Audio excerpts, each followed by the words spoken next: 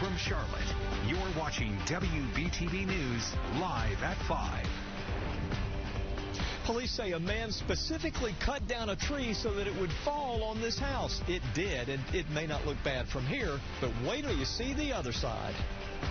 Live at 5, putting $1 billion to use to help your child's mental health, even if they're not showing signs of struggling. The plan in North Carolina to address these problems in our community. This is the biggest con right now in America. It's a huge ripoff. Sports betting is now closer to becoming a reality in the Tar Heel state. We're on your side as some say this form of gambling should stay illegal. And police in East Spencer say a man with a chainsaw cut down a large tree with the intention of having the falling tree crash through a brand new home. And that's exactly what they say happened. Thanks for staying with us here live at 5. I'm John Carter. I'm Siobhan Bryan. This story is just bizarre. The new house will now have to be torn down, according to the builder. That man now faces felony charges. WBTV's David Wisnett live on 3rd Street where this happened. So, David, do we know a possible motive here? Police say that there is some speculation, but nothing definite. But the builder says that the damage is so extensive inside and out that this $250,000 house that no one ever had the opportunity to call home will likely be torn down.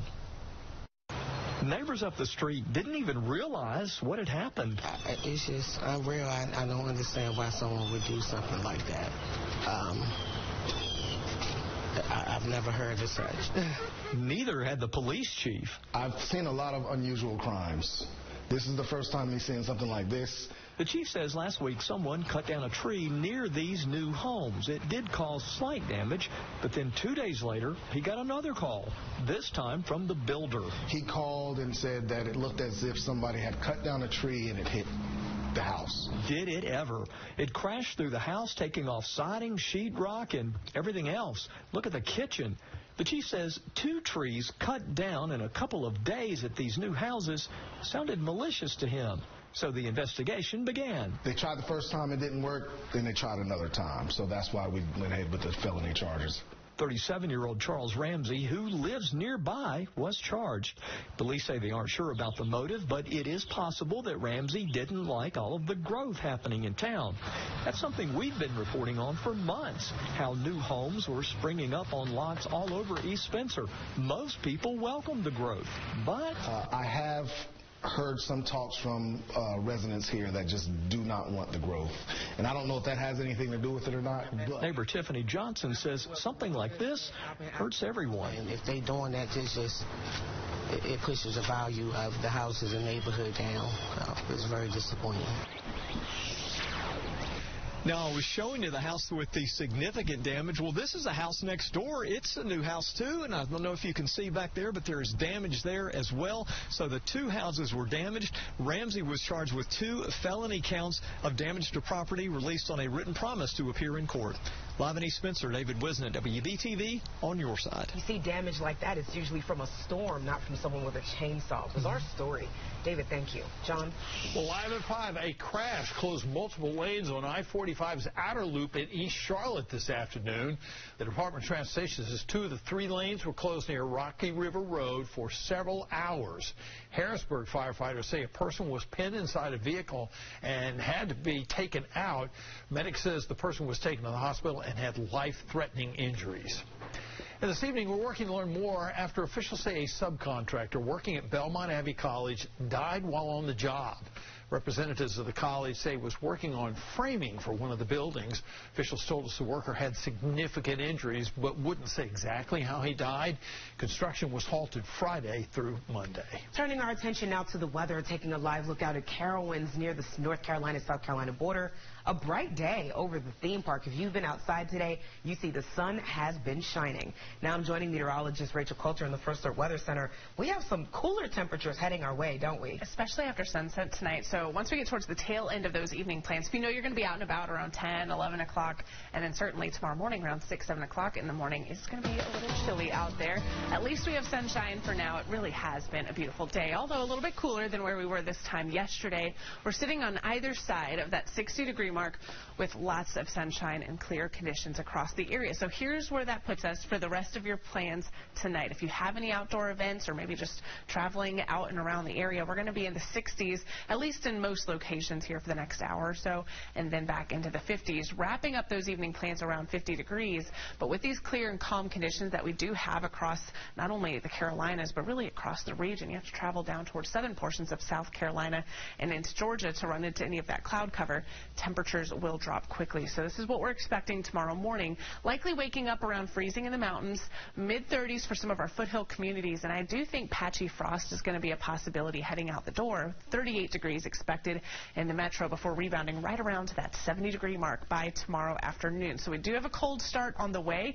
We're going to be warming back up, though, here the next couple of days out ahead of those rain chances. As we get into the start of the weekend, rain's not the only issue we're going to contend with on Saturday. The latest on that first alert weather day coming up. All right, Rachel, thank you. Right now, a bipartisan bill to extend paid family leave for public school staff in South Carolina is making progress. It moved through the State House yesterday. Now, this bill would establish 6 weeks of paid family leave for teachers or school staff when they welcome a new child to their family through birth, adoption, or fostering. Last year, the legislature established up to the same time frame of paid family leave for state employees, but those at the front of our children's classrooms were not included. Checking in on our children's mental health may be more important now than ever. And now leaders in North Carolina are laying the foundation to help your children get the care and help they need should they need it.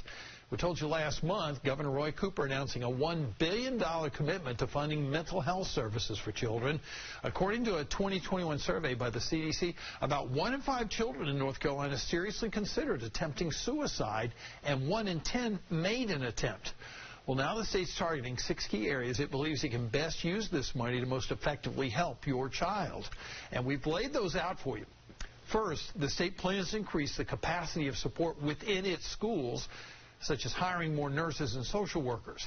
Leaders also plan to train existing school staff to better identify behavioral health issues from the start.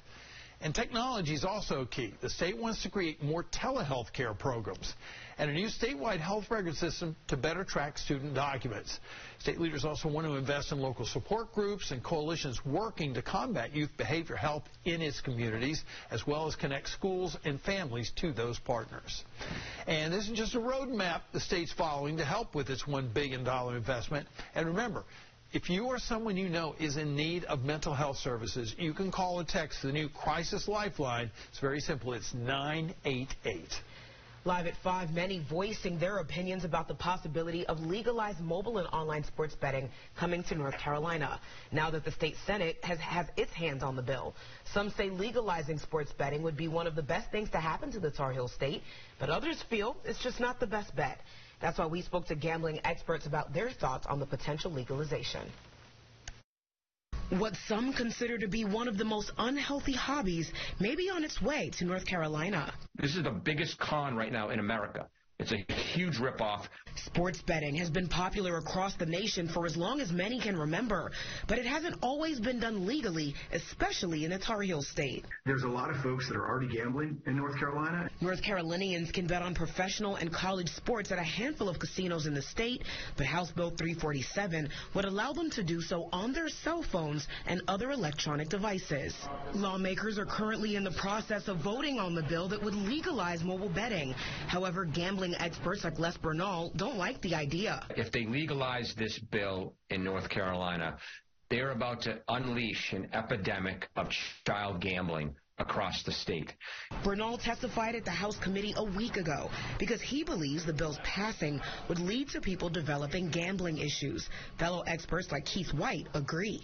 When they start to develop a problem, they start to spiral downwards. And so they go from the winning phase to the losing phase to the desperation phase. The House passed the bill Wednesday with a 64-45 vote during its third reading. Now the bill heads to the Senate. Sports betting has caused some to have mixed feelings, but White says no matter what happens, he just wants people to be smart, especially young men. The majority of people who either have or would develop problems around sports betting are young males who bet sports online and also gamble on many other things. So that's where there's a concentration of risk. The North Carolina Senate previously voted for sports betting in 2021. Governor Roy Cooper has already signaled his support for sports betting. Tonight, we're learning a longtime North Carolina state senator from our area has passed away. David Hoyle of Gaston County served 18 years in the state Senate before leaving in 2010. Here's a picture of Senator Hoyle. He represented the 43rd District and later on became Secretary of Revenue under Governor Beverly Perdue. Hoyle was a real estate developer, also served as the mayor of Dallas in Gaston County, and Highway 321 is named in his honor. David Hoyle was 84 years old.